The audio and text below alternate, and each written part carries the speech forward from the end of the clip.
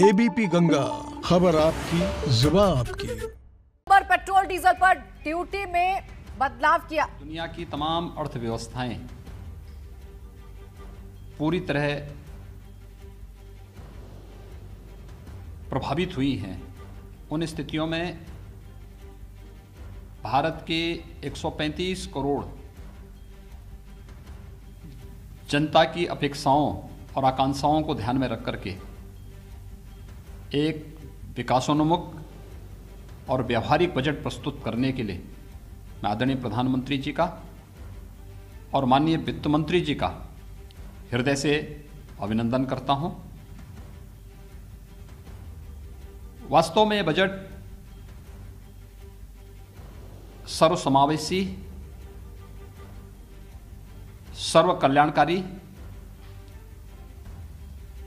और समाज के प्रत्येक तबके के हितों को संवर्धन करने वाला बजट है।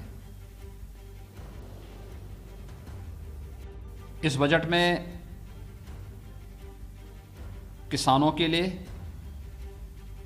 नौजवानों के लिए, महिलाओं के लिए, गरीबों के लिए और समाज के प्रत्येक तबके के लिए जहां बहुत कुछ प्रावधान किया गया है, वहीं साथ ही साथ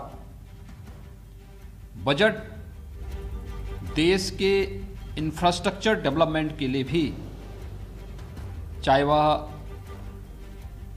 राजमार्गों की क्षमता को विस्तार देने का हो, रेलवे इंफ्रास्ट्रक्चर को एक नई गति देने का हो, ऊर्जा क्षेत्र में व्यापक परिवर्तन लाने की दिशा में किए जा रहे नए प्रयासों की ओर पूरे देश का ध्यान आकर्षित करता हो,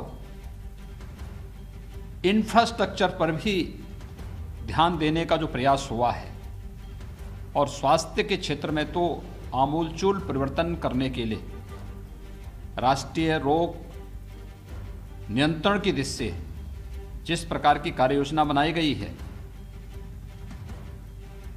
यह सभी अभिनंदनीय है। जल जीवन मिशन अब तक ग्रामीण क्षेत्र के लिए था, शहरी क्षेत्र को भी इसके साथ शामिल करना और जल जीवन मिशन को शहरी क्षेत्र के साथ जोड़ने के साथ ही शहरी क्षेत्र में और भी तमाम प्रावधान जो किए जा रहे हैं, ये सभी स्वागत योग्य हैं। खासतौर पर जो शहरी स्वच्छ भारत मिशन है, इसका पार्ट 2 जारी होना। हम सब जानते हैं कि एग्रीकल्चर के बाद देश के अंदर सर्वाधिक रोजगार प्रदान करने वाला क्षेत्र टेक्सटाइल का है। देश के अंदर 7 मेगा टेक्सटाइल पार्क की घोषणा, ये स्वागत योग्य है। ऊर्जा क्षेत्र में हाइड्रोजन एनर्जी मिशन की घोषणा, ये ऊर्जा क्षेत्र में आमूलचूल परिवर्तन का कारण बनेगा। और यही नहीं, बल्कि अगर हम किसानों की बात करते हैं तो ये सर्वविदित है कि लागत का 1.5 गुना दाम प्रधानमंत्री मोदी जी ने देश के किसानों को दिया। 1000 अतिरिक्त मंडियों को ई नाम के साथ जोड़ने की जो कार्रवाई हुई है, कार्रवाई की घोषणा हुई है, ये वास्तव में किसानों को लागत का 1.5 गुना दाम देने की गारंटी का एक माध्यम बनेगा और एक बहुत महत्वपूर्ण और बहुत ही व्यावहारिक बजट आज प्रस्तुत किया गया है। एमएसएमई सेक्टर जो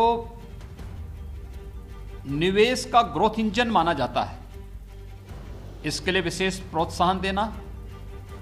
और आज हमने पहली बार देखा है कि पेपरलेस बजट ही नहीं आया, बल्कि अब इस बजट में पेपरलेस बजट ने भारत के इतिहास का पहले पेपरलेस बजट ने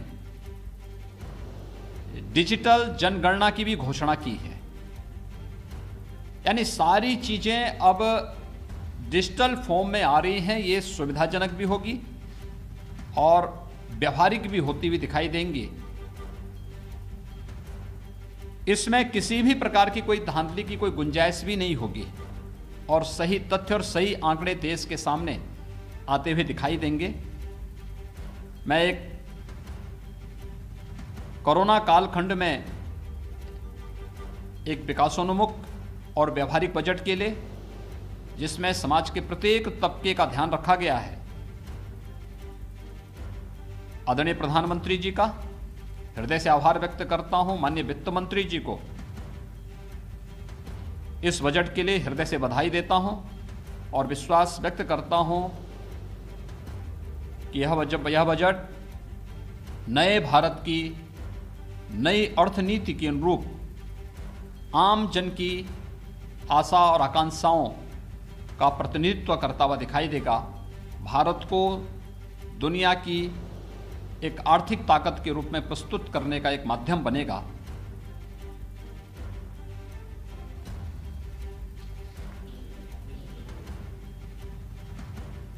बजट में 100 सैनिक स्कूलों को राज्य सरकारों के साथ या पीपी मॉडल के साथ बनाने की घोषणा अत्यंत स्वागत योग्य है। इसके साथ ही शिक्षा के क्षेत्र में भी व्यापक परिवर्तन करने, अनुसूचित जाति के बच्चों के लिए स्कॉलरशिप की जो घोषणा हुई है, यह अत्यंत लाभकारी सिद्ध होगी।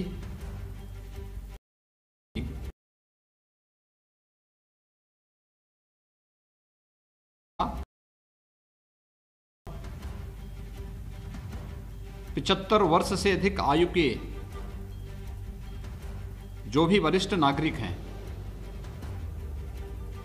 उनके पेंशन की आय में टैक्स से छूट देने की घोषणा भी स्वागत योग्य है। अनुसूचित जनजाति के बच्चों के लिए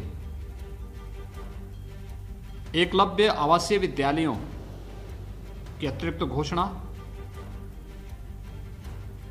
यह अत्यंत सराहनीय पहल है। और अगर मैं कहूं तो यह बजट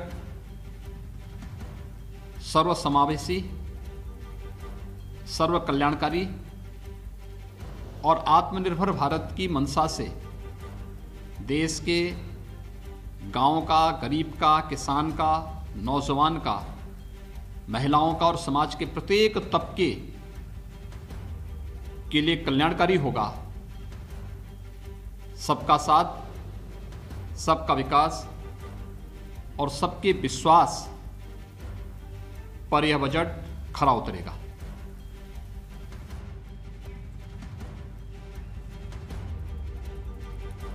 तो मुख्यमंत्री योगी आदित्यनाथ को आप सुन रहे थे, जिन्होंने इस बजट का स्वागत किया है।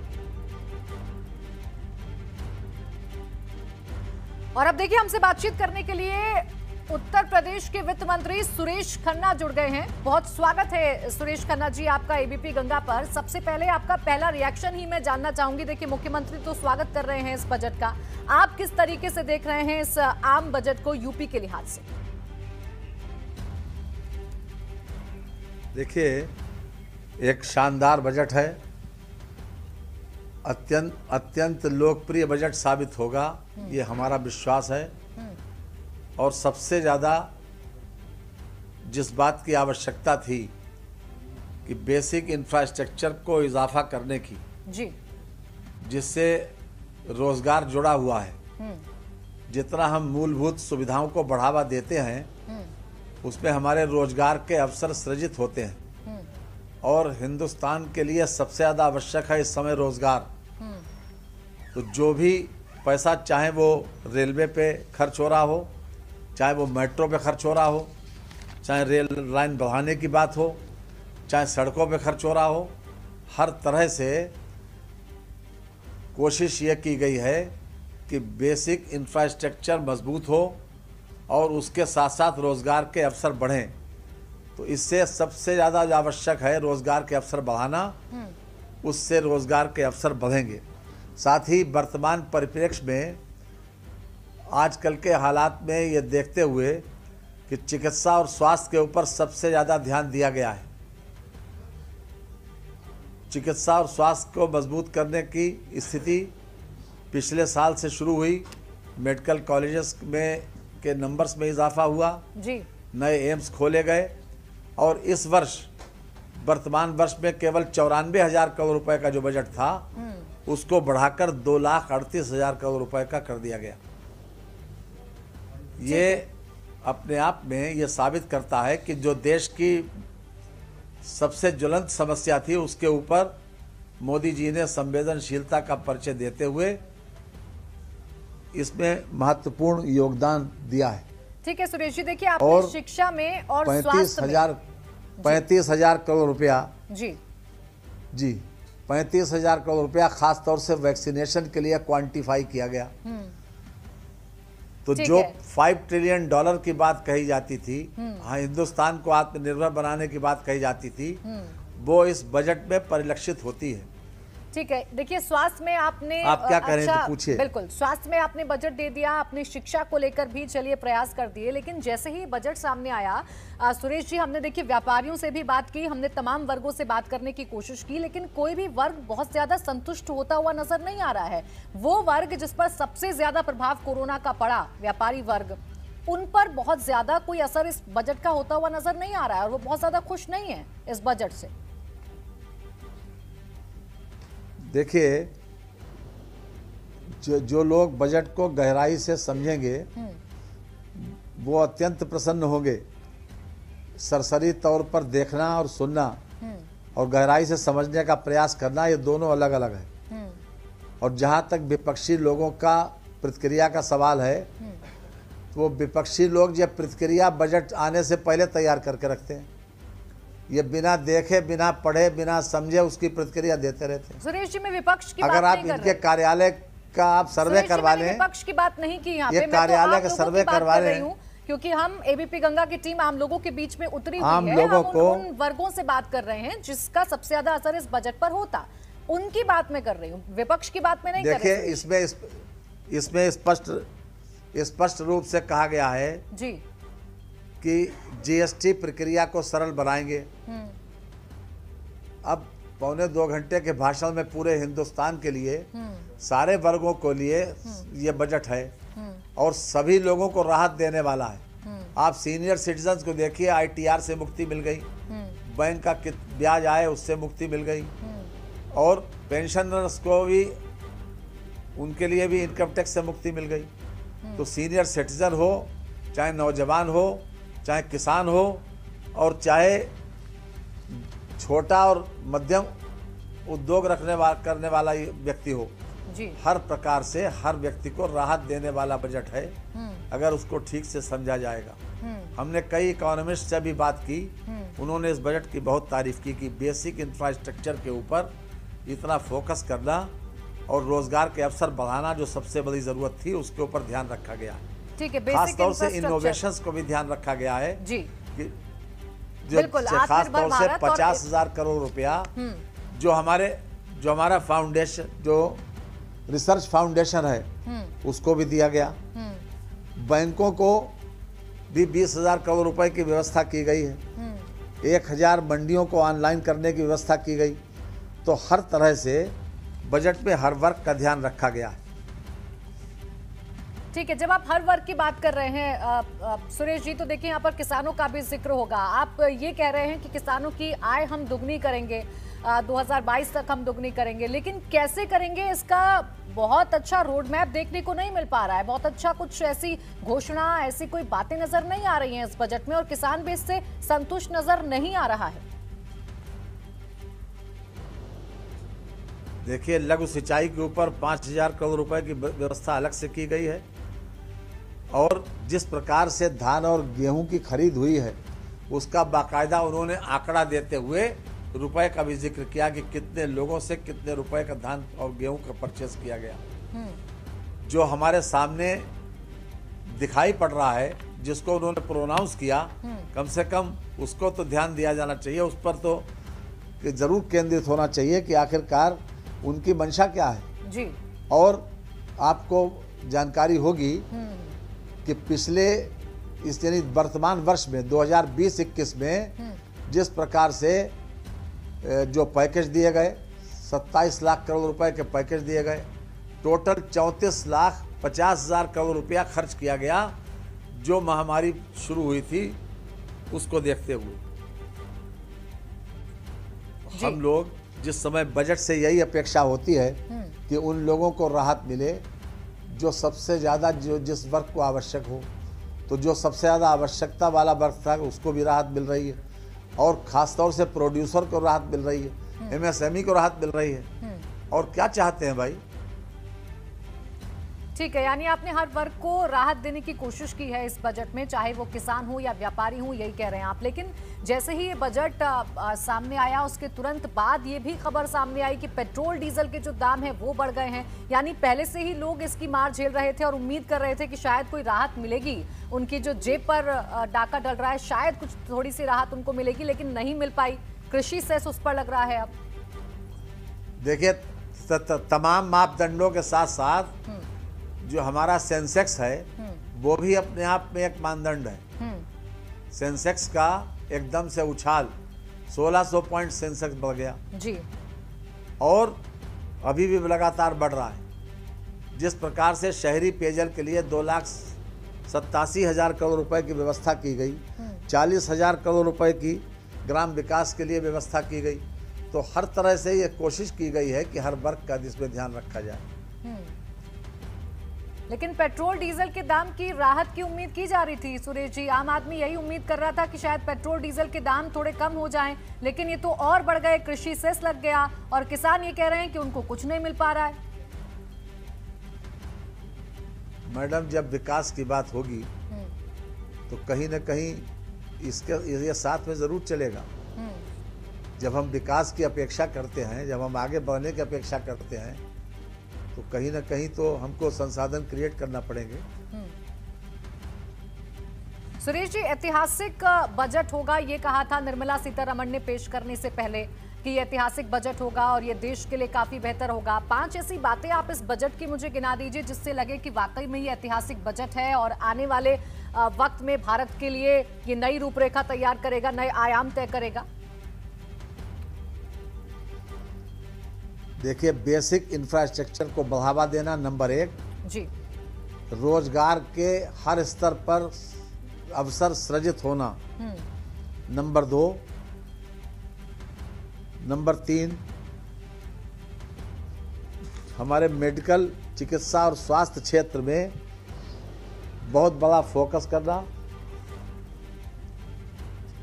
नंबर 4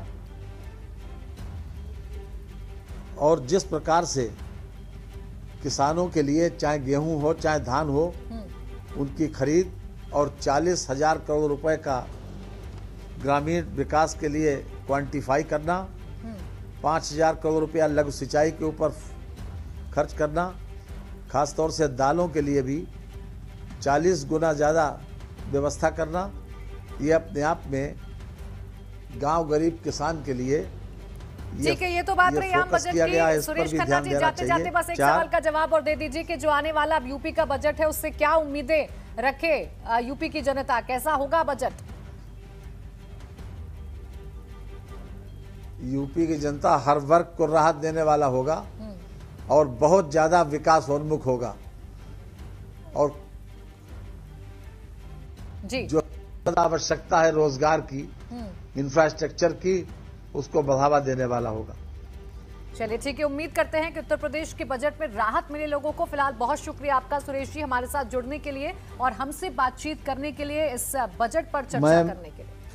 माननीय निर्मला जी को और माननीय मोदी जी को बधाई देता हूं इस ऐतिहासिक और शानदार बजट के लिए। जी बिल्कुल, शुक्रिया आपका सुरेश जी हमारे साथ जुड़ने के लिए और हमसे बातचीत करने के लिए।